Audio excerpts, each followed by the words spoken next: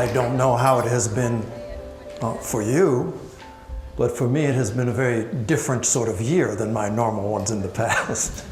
This whole matter of taking on this international presidency has a way of changing the way you organize your life somehow.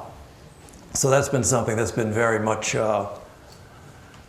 in play in my life and in the life of my family during the course of this year. All of it's good. I mean, I have to say, this sort of thing is not without its own little bumps in the road, some of which we'll get a chance to talk about perhaps.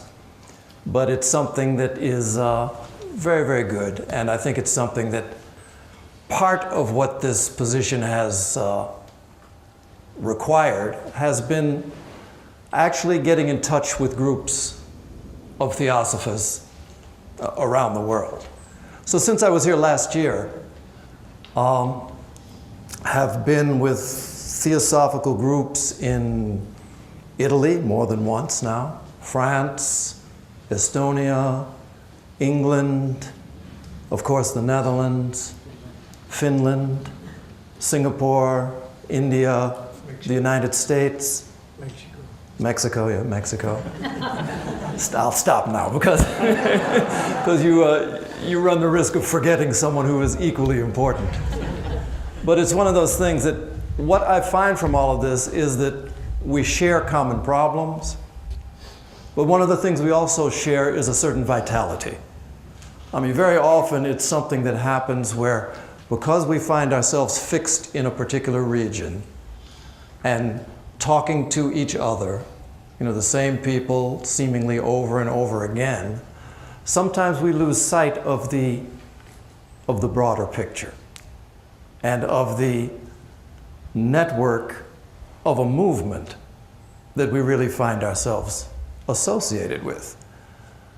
But that's something that this position affords me, that in Finland there are people who are working and who are deepening and who are studying and who are trying along similar lines as the people are doing here in the Netherlands. That in Brazil, they are doing things, facing similar sorts of things. I mean, a lot of the things that Ingmar talked about who is it that is focusing on the Theosophical Society. Where do we find them? It's true all over the world. There are people today, one of the things that's very, very good about the Theosophical Society.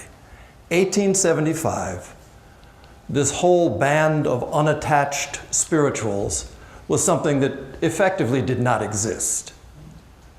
There was no broad spiritual umbrella under which people found themselves gathering. Either you belonged to one particular religion or you belonged to another, or you classed yourself as an intellectual and none of them spoke to you. Part of the work that's been done by the TS has been this work of really planting these very important seeds that couldn't grow during the time of Blavatsky. She brought certain ideas into the world, powerful ideas, that had no place in her time. And she knew it. She said herself, the ideas that she's bringing that are being presented as contemporary theosophy will not even be able to be discussed intelligently until 1 century from now. On days where I feel as if I'm having a hard day, I can't pity myself too much because you think about the work that people like her had to do, where there was no audience and every inch of mind space that came to be occupied with these ideas had to be fought for against great opposition. We're not in that situation. In fact, the situation that we find ourselves in today as Theosophists, as members of the Theosophical Society, is that in the 140 years of our history now, part of our problem at this moment is that on a certain level, we have succeeded so well. Now, you get that. I mean, think about it. Before I came over here, I was in the grocery store. I live in Wheaton, Illinois. That's where the that's where the headquarters for the Theosophical Society in America is. I say I live in Wheaton, Illinois, but sometimes I don't know where I live these days.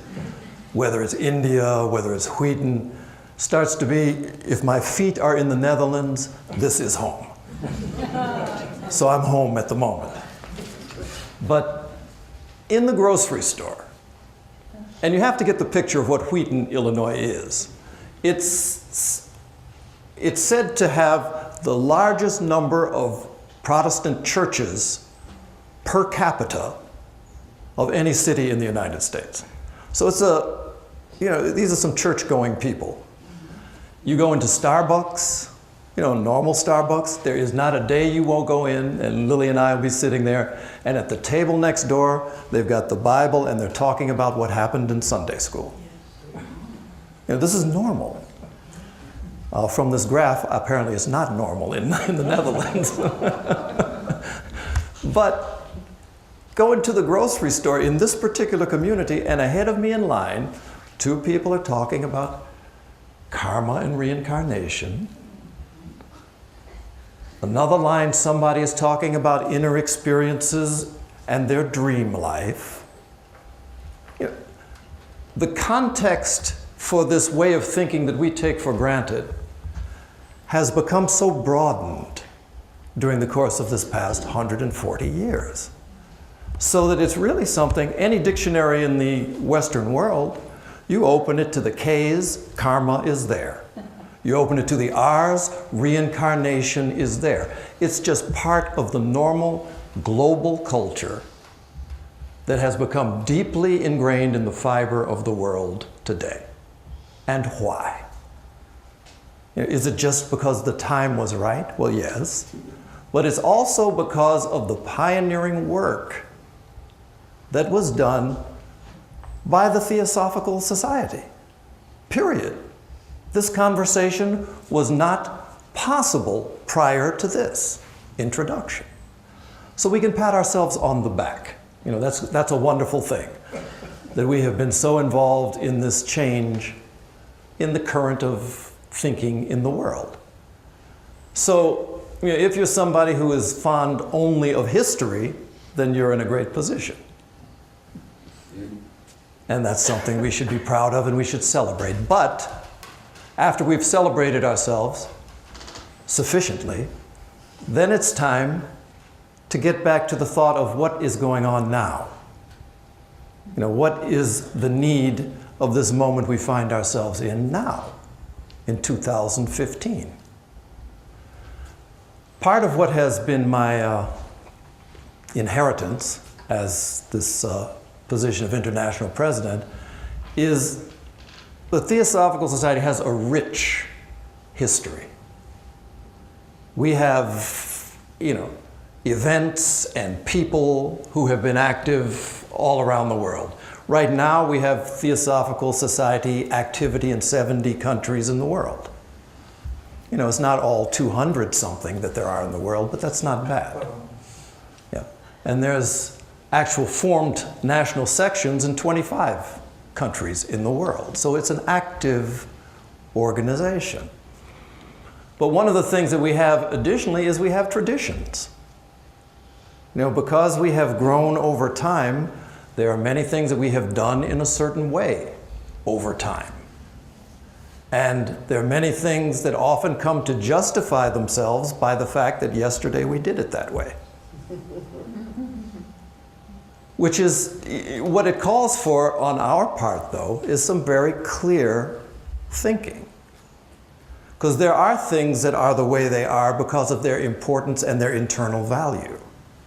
That there are unseen aspects to things that have great potency, and so those need to be recognized. There are other things that are just like habits that have formed over time. So we have to be able to tune our thinking. And oftentimes I find that there are distinctions that need to be made. One of which is this.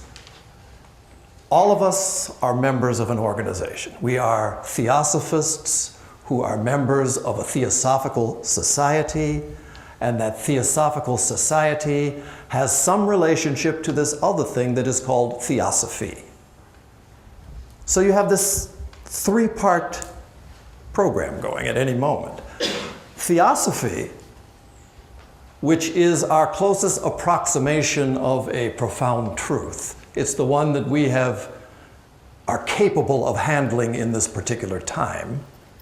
So this was the reintroduction of this ageless wisdom tradition with its new extension for us to grow into. This is what occurred in 1875 and during Blavatsky's lifetime. It was brought into the world. It was handed to us for us to try to understand, try to live our way into it, and in that way actually to unfold it farther. This is the mission. This was what was passed on to us. I often find myself using this example of inheritance, that we have inherited something. It's just like, Donald Trump's children. Hopefully not. But the potential is there. Great wealth is accumulated. And actually, take that example out of your mind. Pretend I said nothing about that matter, please. So it's irrelevant. You already have it out of your mind. The basic idea is this. In life, there are people who very often work very, very hard to develop a wealth, oftentimes at great sacrifice. And everybody is prone to the exact same things. Every one of us comes here and every one of us leaves. The schedule that we're on may not be exactly the same, but it's pretty similar. Maximum 100 years, we're out of here. So great wealth is accumulated. And then because you just can't take it with you, you end up having to pass it on to those who inherit it. In the case of many of the wealthy families in the world, it's what makes up a lot of the articles in the tabloid newspapers. How their children have behaved. Having been given something which they had no part in creating, which the basic way in which they earned it was simply by a matter of accident of birth. And based on that, you watch.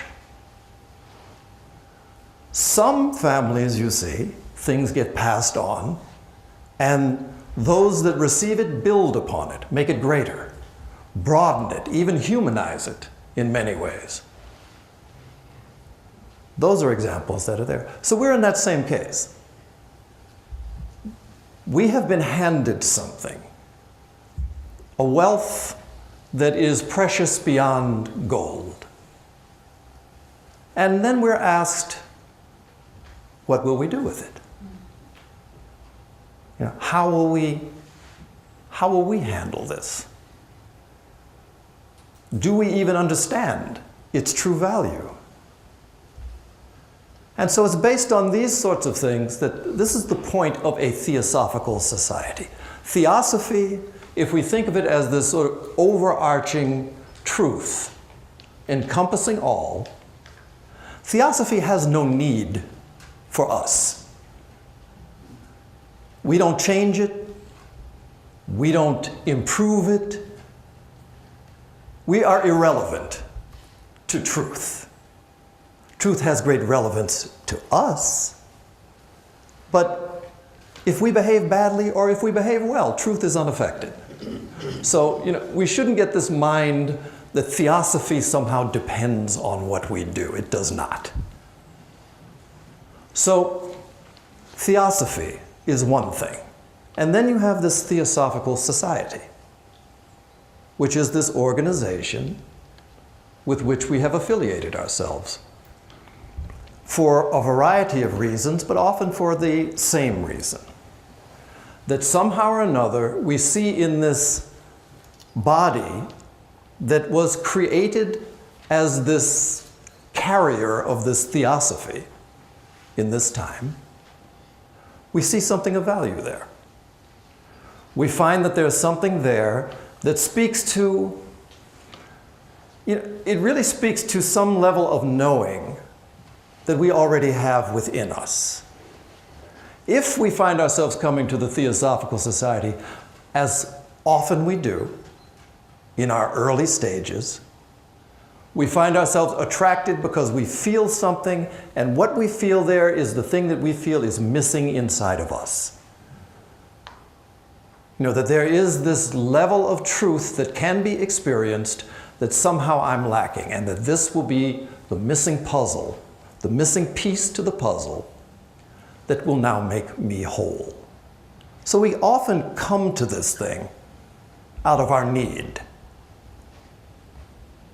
which is completely correct and right.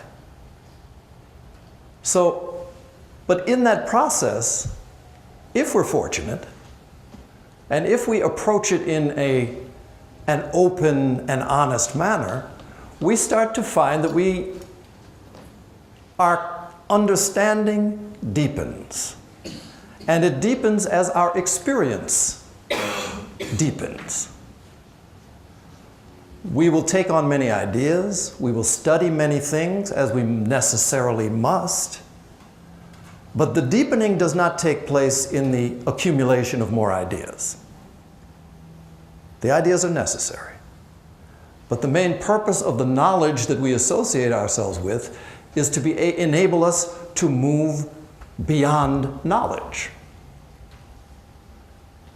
I often find myself speaking about meditation, because many people are interested in meditation, many people have experiences with it. And I've said for years now, when I first started trying to meditate, I wanted to hear from somebody, what is it? Just give me a clear explanation so that I can sit down and do this thing. You can explain how to fix a car, you can explain how to use a cell phone, why can't you tell me how to meditate? But nobody was that clear. Everybody had methods, but nobody could just tell me what meditation is. The best definition I ever encountered was by a Tibetan Buddhist Lama, who I think was from the Netherlands. Lama Anagarika Govinda? Germany. All right. Sorry, you guys do not get that credit here. I was trying to give it to you, but no, you had to say Germany. Okay. Lama Anagarika Govinda. He said, somebody asked him, what is meditation? And his response was, meditation is not what you think. Personally, I love that. Generally, it takes a minute to get that one. I love it. It's not what you think. And I often find myself saying, when I first heard that, before it sank in a little bit, I found myself thinking, how does he know what I think? What I'm thinking may be meditation. Who does he think he is? But of course,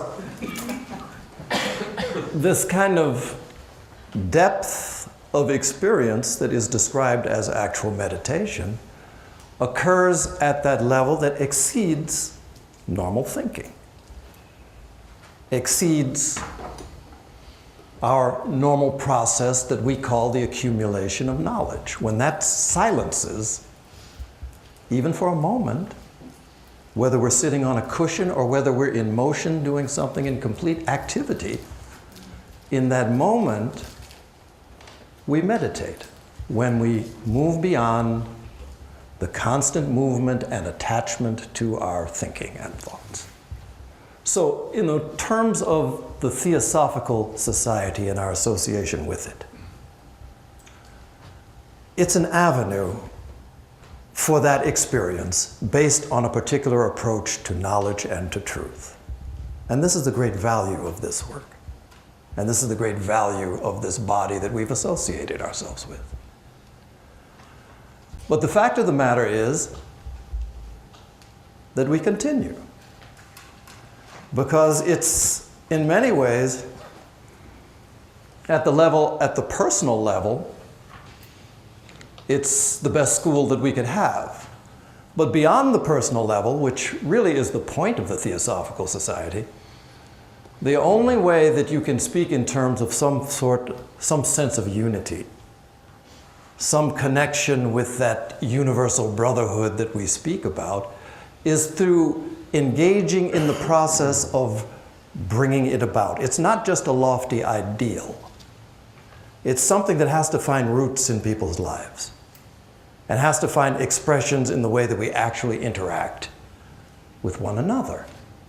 And in the absence of that, it's just another nice idea, just like countless others, with organizations to back it up, just like countless others. No different. So that's the process that we engage in. So, this has been going on. And as I said, one of the things that has been such a mark of success of the Theosophical Society, initially, the object, the mission that we were charged with was to popularize a knowledge of theosophy. And honestly, I think that at least on superficial levels, that's been done magnificently in terms of the way it's gotten out into the global culture. Obviously, it's not the profound sort of approach to theosophy that we try to imbue ourselves in. But the groundwork for a global conversation at this elevated level has been laid. And you find it impacting the various avenues of thought and practice in the world. Before I came here, I'm not here actually, I have to remember where I was last. Before I left the United States, let me put it that way.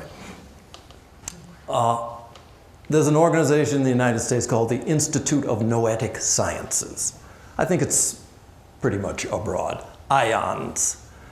And it started off this fellow who was an astronaut.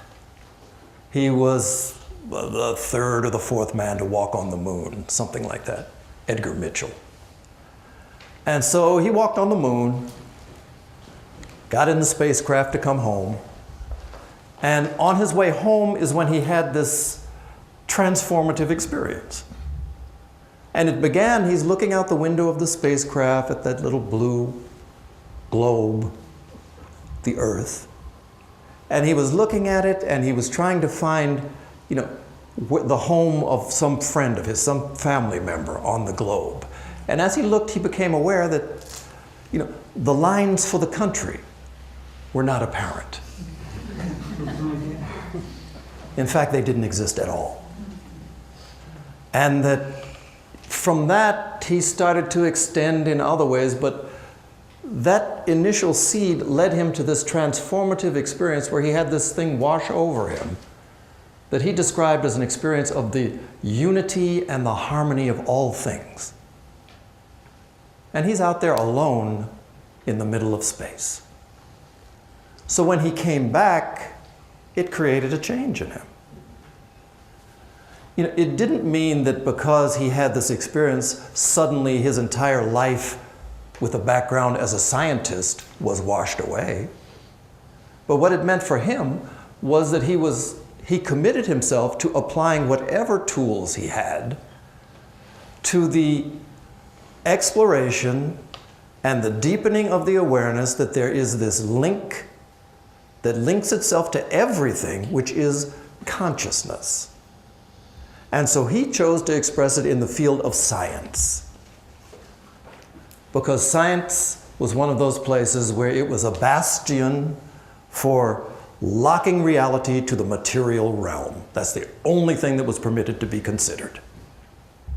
And anything beyond that, subtle energies that cannot be measured, consciousness that cannot be measured, you can tell it by its effects, but it can't be measured, was barred from discourse. So he made that his field, and he drew other scientists around him. They did great things, still are.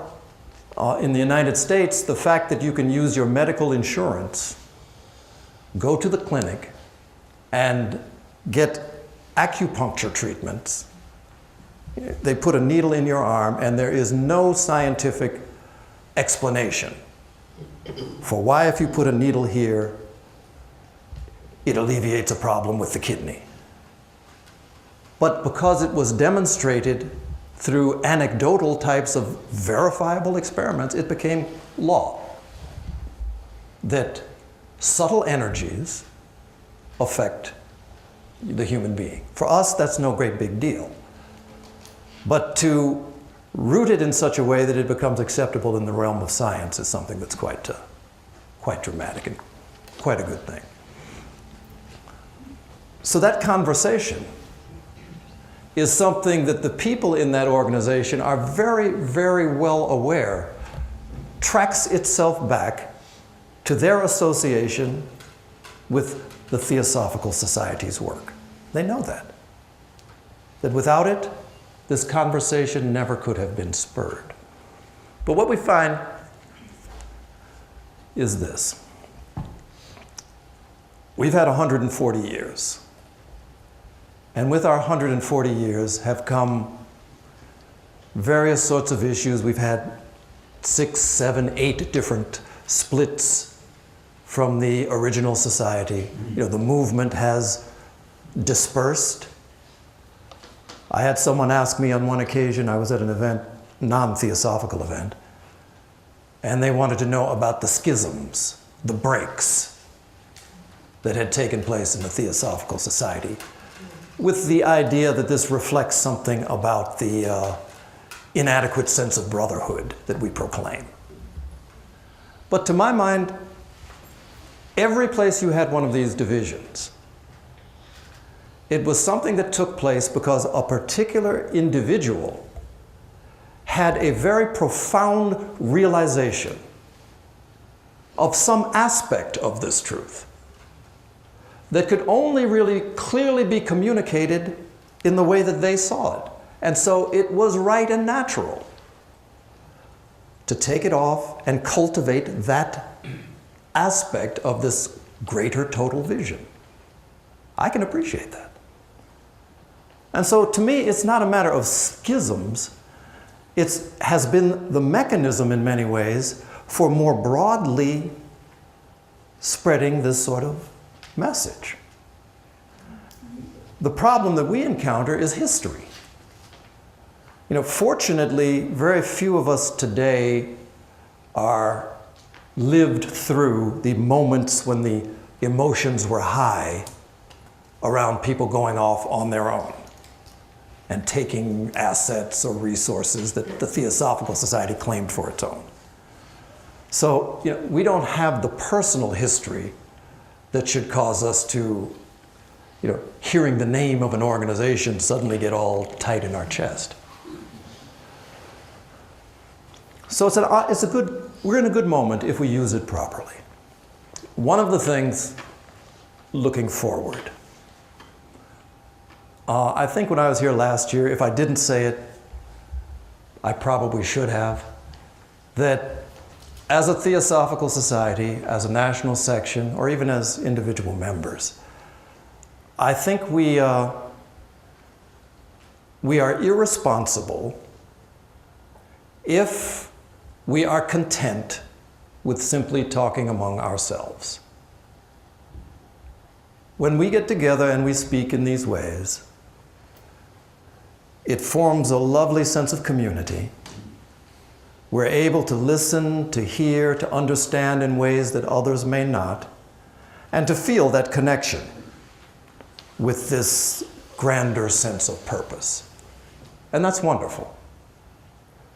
But it's not enough. Because quite honestly, my belief, and each one of you as Theosophists, I know you'll think it through for yourselves and come up with something that is uniquely your own.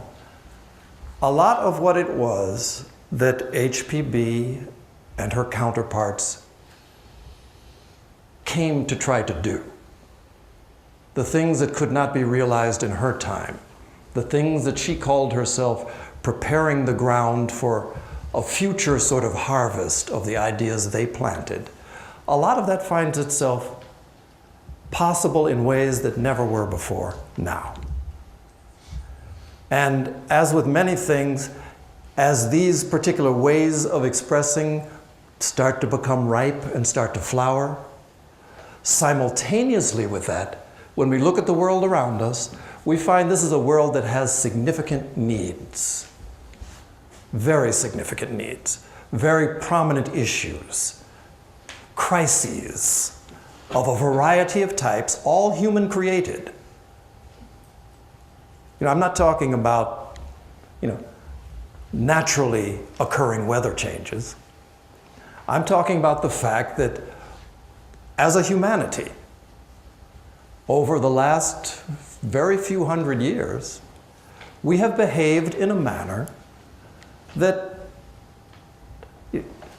has seemed to be something that provides great benefits. I mean, all of us have cell phones, we have heat in our home, we have air conditioning if we want it, we can drive where we want, when we want.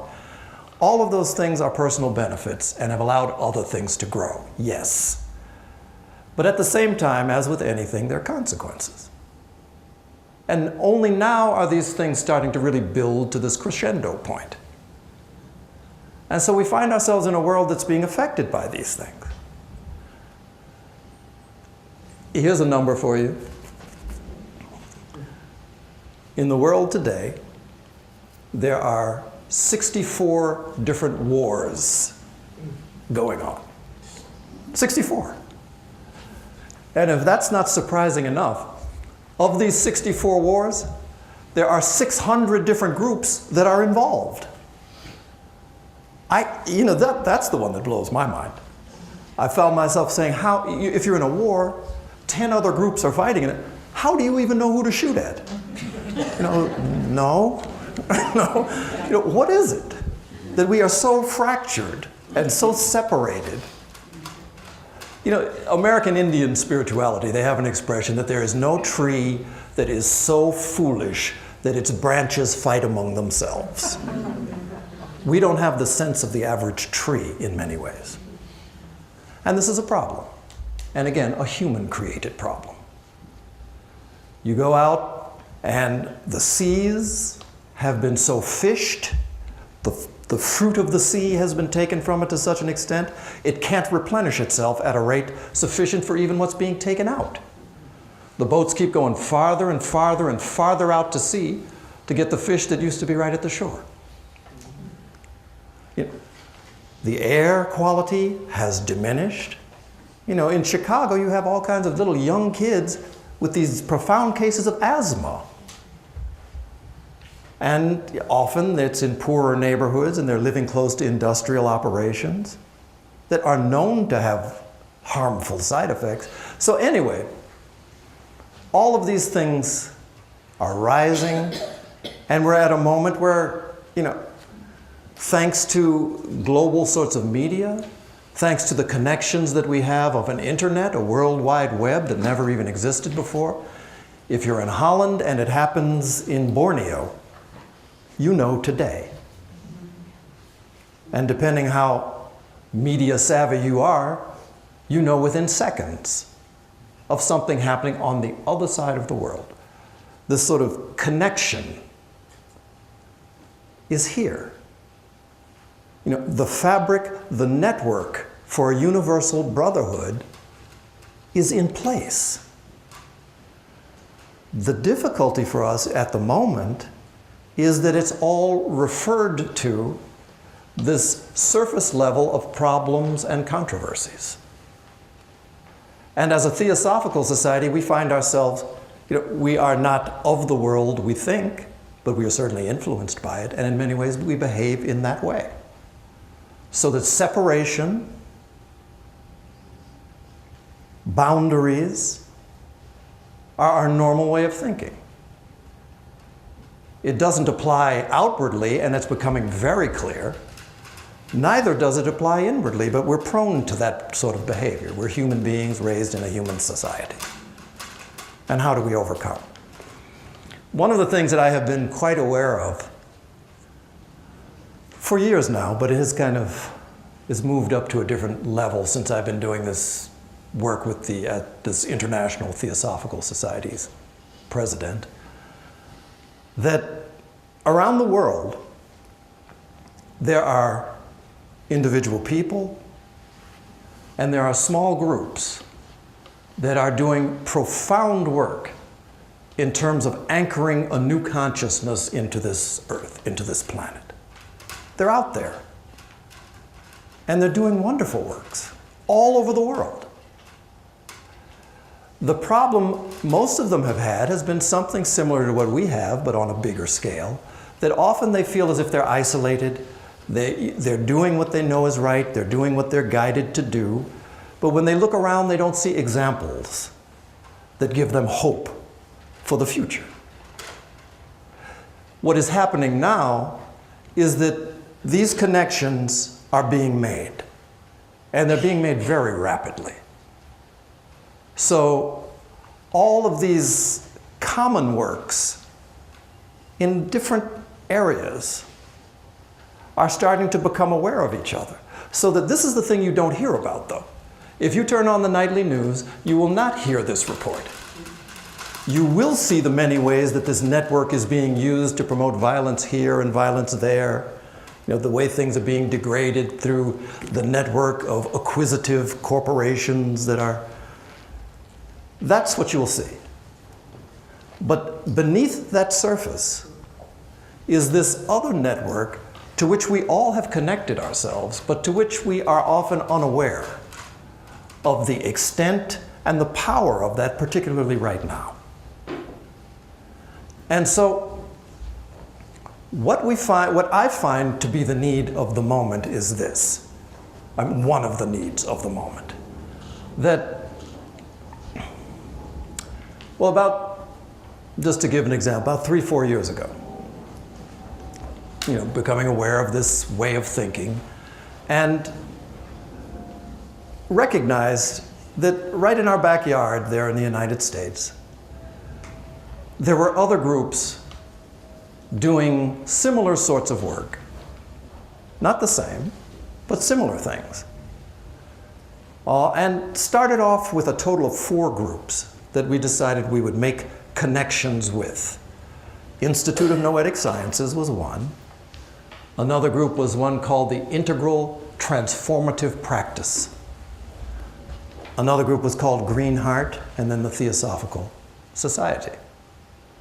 Actually, I used to joke with them saying that I don't know which one of us chose the worst name for, is it the Theosophical Society, which few people can pronounce?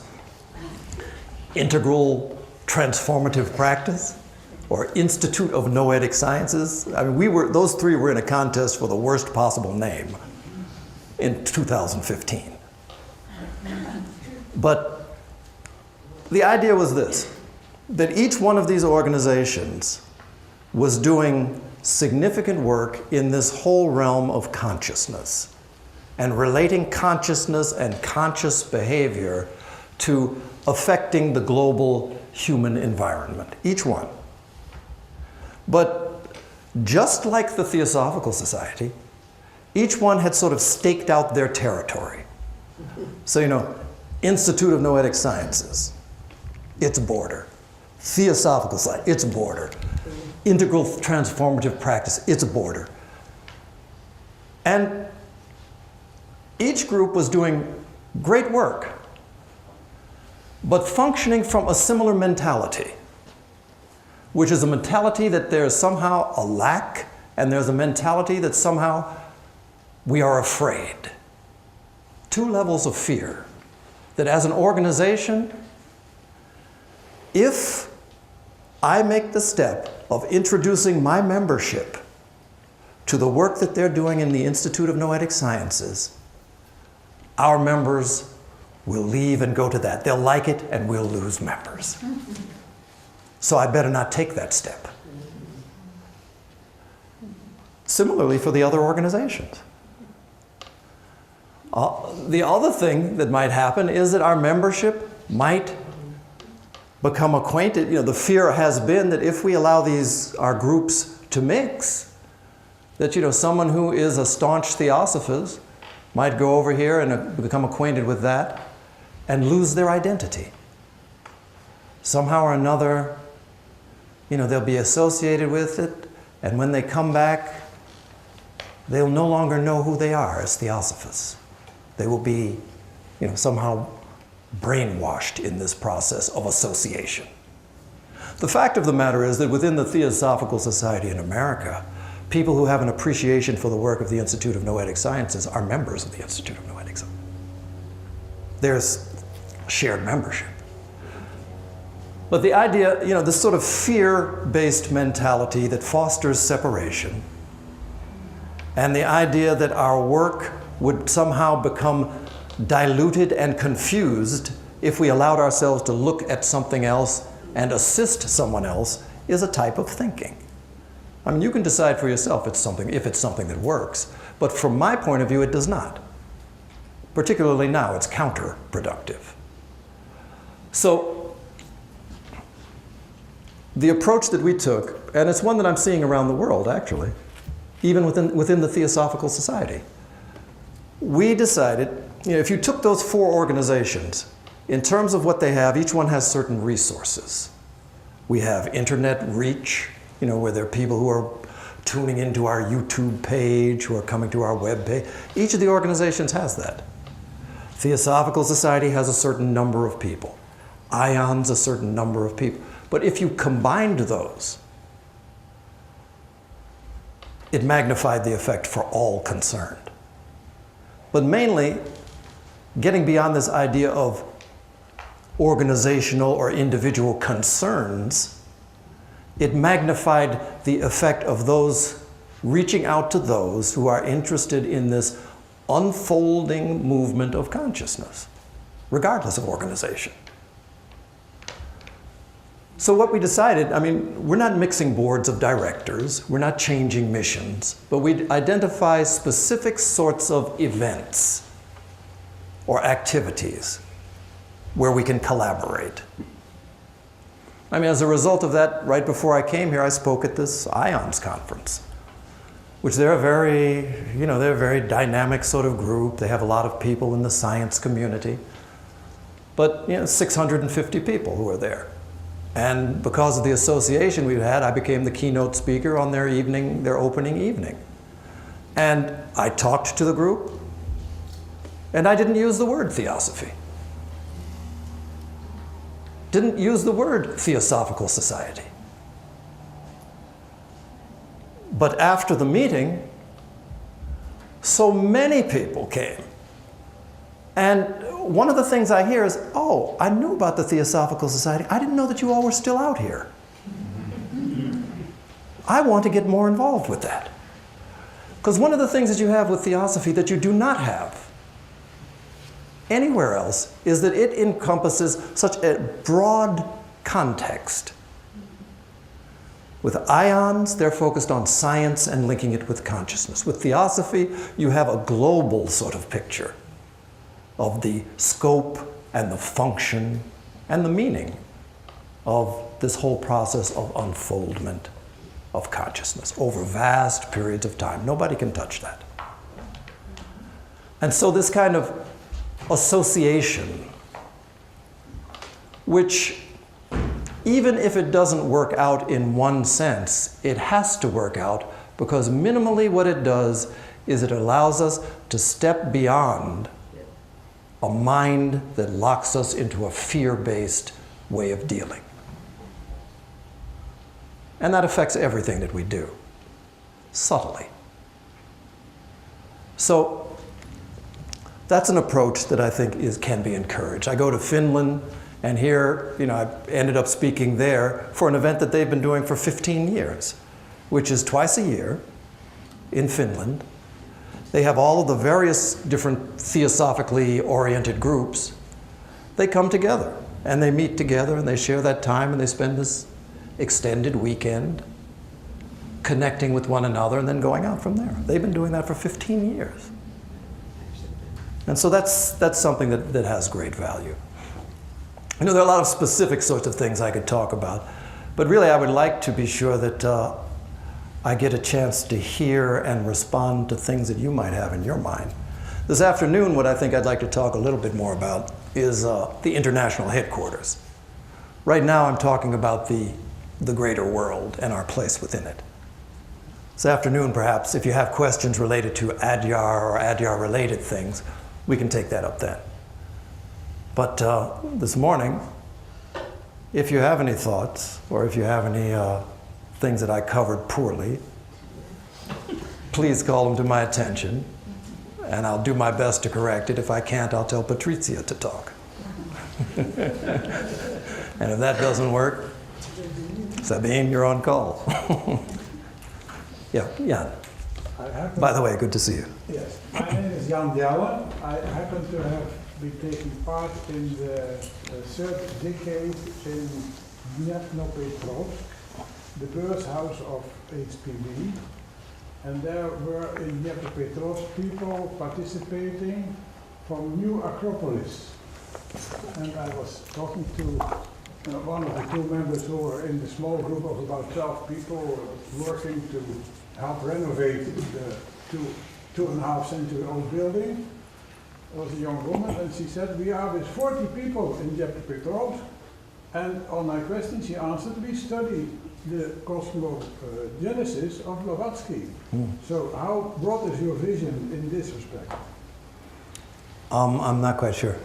About cosmogenesis or about, how broad is my vision as far as what? People from New Acropolis in Ukraine. Yeah, The people from New Acropolis in Ukraine, I met in the third decade of the renovation of the birth house of HPV in Dnepropetrovsk, were present in the group who was renovating, and I asked the question, how many are you? They said, we are 40 people in Dnepropetrovsk.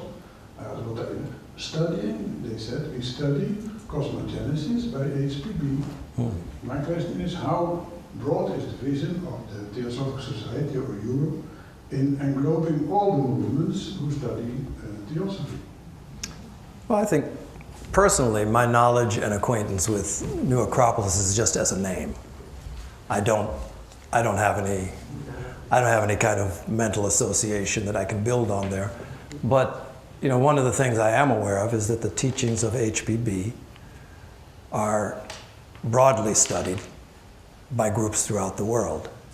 And that's something that, of course, you would encourage that. But beyond that, I don't have any sort of experience or specific knowledge to tie to who or what is the vision of New Acropolis. I could say, just by example, with these other organizations where we're doing this sort of cooperative efforts, it's not in the spirit of creating some merged organization or even some merged vision. Each one has its specific mission. Each one has the things that it does. And so what we have tried to do is find those areas of commonality. And where those exist, that's where we move. If we don't find that those are there naturally, then we wish each other well and hope that they can continue to do the work that they do. So all of these groups fall into that same category. Where there are commonalities, those are the ones that we will move toward.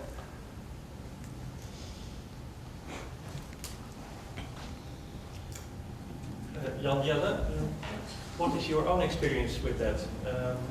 Have you met New Acropolis, and did you form an opinion about that? I've seen people from New Acropolis at the centenary of the Belgian section of the TS. We had also a new building which had been renovated, and then somebody from New Acropolis came to the reception and presented a book about HPB.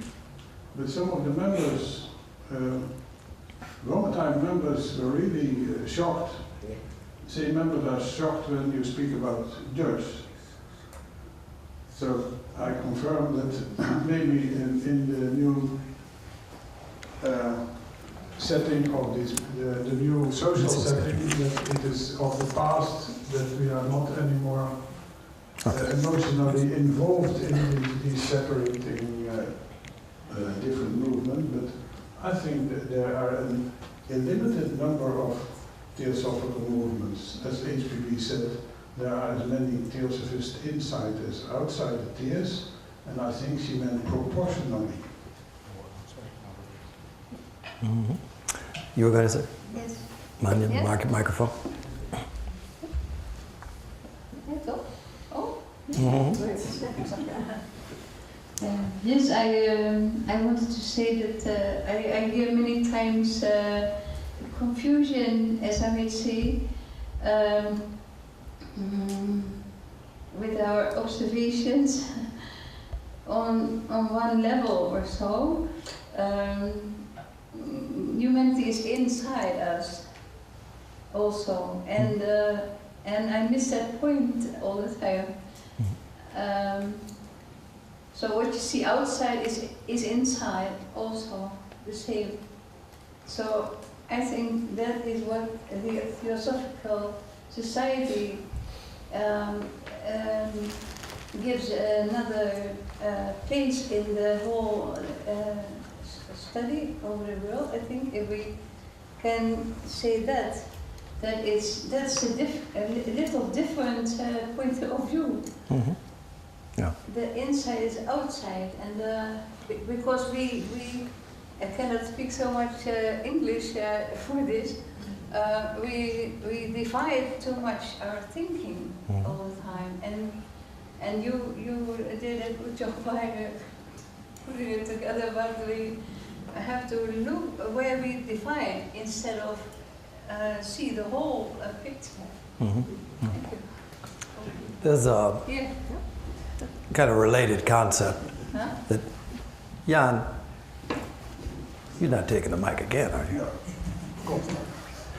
Now, there's a related concept with some of this work. Carl Jung made a statement, one of many, of course, but one of the things he said that I find myself coming back to, and particularly, since taking on my most recent position, he said that it is necessarily the case that where there is light, there is shadow. Wherever there's light, there is shadow. And so in terms of the sorts of difficulties that we find ourselves facing, even in our individual lives, but I'm thinking in terms of organizationally, that around the world, any theosophical society, any section, has specific issues that they're trying to come to grips with. In the absence of some light, you don't have the shadows. So I think that's something that's worthwhile remembering. And often when the light is brightest, the contrast is most apparent. So the shadows are even darker.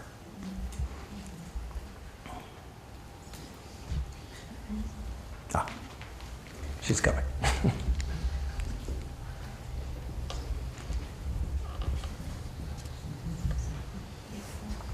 Thank you. Okay, sorry. Earlier this year, I discovered a French philosopher, Pierre Hadot. Have you ever heard of him? Well, he wrote about something quite similar that you're telling. Well, he wrote about classical philosophy, Epicurist, Stoicism, and their differences, like we have in the Theosophical Society. But then he told that the one thing they all have in common is that they are a sort of spiritual exercise. When you look below the surface of these traditional European Greek philosophical traditions, under the surface, let's say different theosophical societies, they all go for the same goal. They work with different types of spiritual exercises, but they want to attain the same goal. And I think that's the vision you want to bring also. Don't look at the surface, because there you see all the difference, there you have all the quarrels. But look deeper and find the common ground. And I'll mail you the title of his books, Pierre Hadot, a French philosopher, and he wrote the things you are telling us now. Very interesting. Well, thank you. I would just maybe elaborate just a little, not to say don't look at the surface, but perhaps look first. Yeah, that's what he's studying. Look first to that which is most profound. Yeah. And then it puts the surface into perspective. That's what he's saying. Yeah. You mean he's stolen all of my ideas?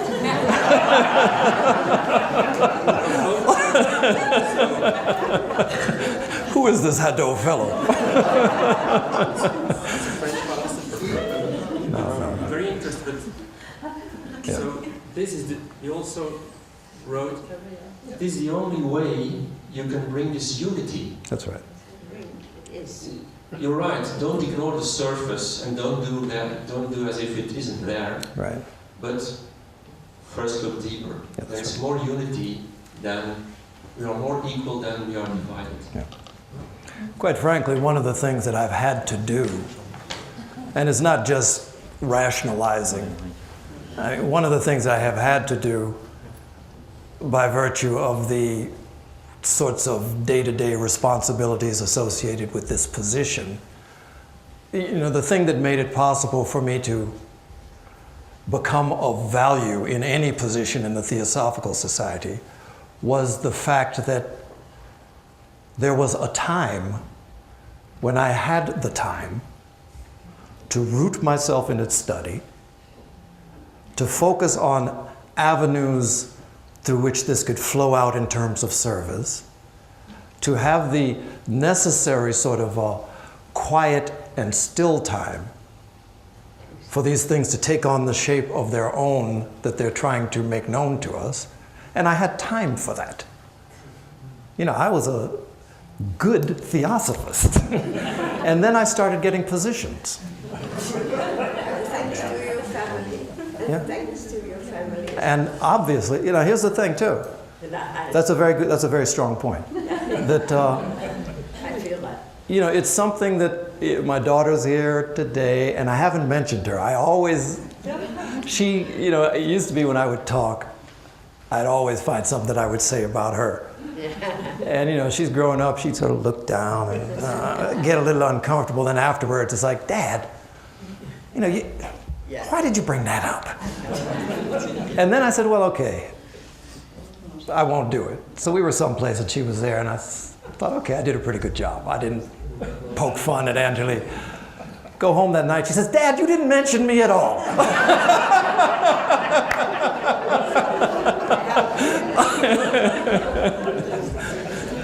But quite honestly, there are a couple of things that go on. There's an awful lot that goes into, I'm president of the Theosophical Society internationally. I'm president of the Theosophical Society in America for another year and a half. That's just the way the cards fell. That's the way it worked out. American is a full-time job. International is a full-time job.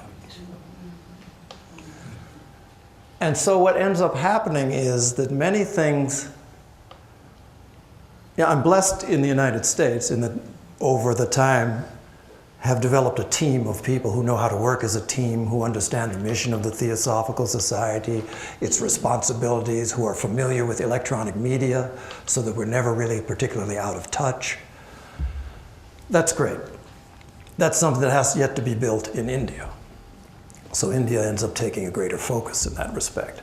But what I've had to do, just on a personal level, in many ways is to think through once again, what is Theosophy? Because, the Theosophical Society is there as an agent to bring this into the world. As an individual, my deep process has been in rooting myself in Theosophy, which led me to the Theosophical Society. But now the thing that I would have been able to point to as Theosophy is something that my time has caused to fade into the background. I don't get to read. I do read, but it's about a paragraph as I'm going to sleep. And I'll come out of it and it's like the book is reading me. And I get so tired of struggling to read to the end of this profound paragraph, falling asleep, and reading that same paragraph over and over again. Because I wake up, where was I? Oh, I'll start again. So that's diminished. But along with it, other levels of insight have grown. And it's something that has expanded my view to the point that theosophy, it is not limited to some spoken or written words or to the concepts behind them. In fact, theosophy, maybe this is too strong, but until it's something that can take form inside of us in some way that makes itself known, it's not even real. And this is why we can get into so many arguments and fights about what we call theosophy. It's not real at that level. It's elevated ideas, for sure. But, in the same sense that we use this to fight with, a better idea, it's really no different than countries that are fighting and develop better military weapons. It's still about conflict and undeveloped ways of addressing it. And so that's what that is. But to say this, theosophy has come to mean any place you place your hand, any place you invest your mind, your energy, that same truth is there. And the work is in creating an environment where it can flower, where it can come out more openly. So if you find yourself as the president of the Theosophical Society, you're looking at structures. Many structures have been in place for a long time. With McKeel, we're working with actual physical structures. Beautiful physical structures that were developed for the use of the Theosophical Society have declined. So the theosophy of that effort is the theosophy of first maintaining. First, it begins with the proper respect. That we regard this as a form that has great value. And that has potentially even greater value if it's properly acknowledged and then properly nurtured. So you bring these buildings back. That's one part of the process. So everything, there's nothing that is separate from it. Relationships, same thing. And so, to me, it has been quite an expansion in the view and the experience of theosophy.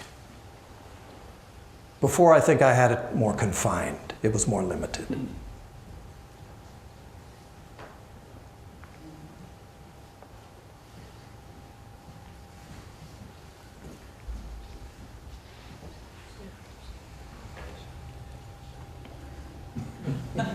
You look like you're up to something. That's that Elle's look that tells me that she's up to something.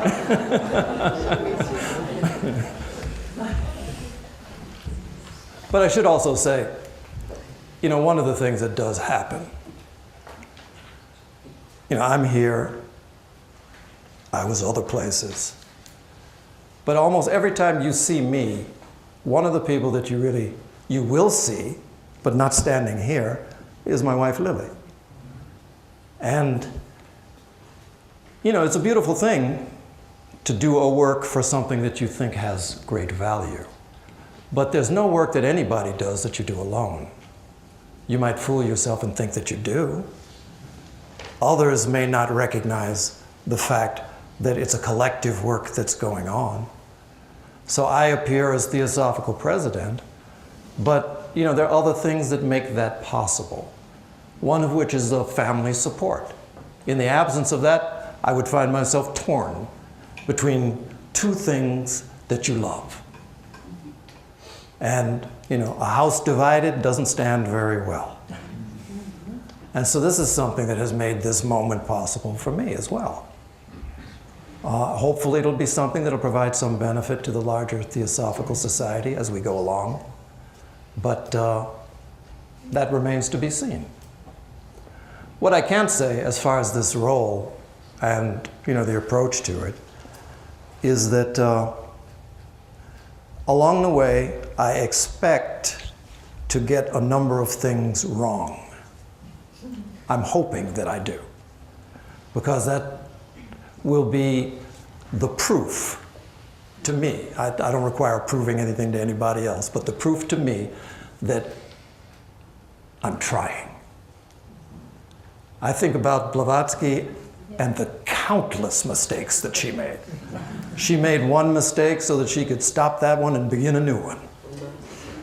But along the way, she got a lot of things right, too. And we're going to be doing the exact same sort of thing. The only thing that we can do is to see the world the way we can, from whatever has opened up within us, to speak from that point of view, and then to try. And so we're trying. And something will come out of it. I mean, for sure. That's for sure. Already things are unfolding. And we'll talk about some of that maybe in the Adyar portion, but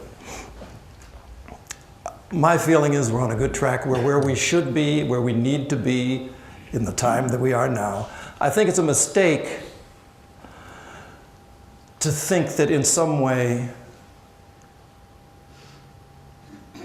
we succeed. Our success is determined by the number of people who are paying dues and carrying cards that say the Theosophical Society on them. To me, that's a mistaken way of thinking. In some regards, I think that particularly as people who are involved in the boards of directors or these sorts of leadership positions within the Theosophical Society, it would be well to check on what it is that you think of as success. What is it that success would mean?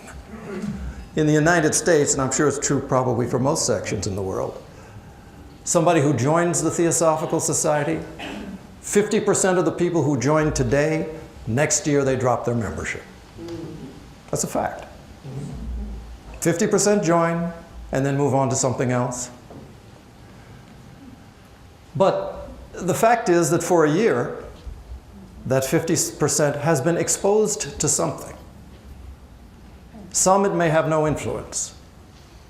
Some it will. But there's this constant exposure that is taking place. And one by one, people are becoming in touch with something and then going out the door to the next thing and carrying this with them. And so, is that success? And I think on some level it is. You were going to say? Any lessons at Theosophy, the world, and so go out. Maybe it's not to stay here and in your lodge, etc., study, but take it with you and Theosophy, the world, and so make it. Don't mention it as Theosophy, live it. So that's the only thing I want to say. I think we have one more thing to do, but I thank you again for your kind attention, and I'll see you a little bit later.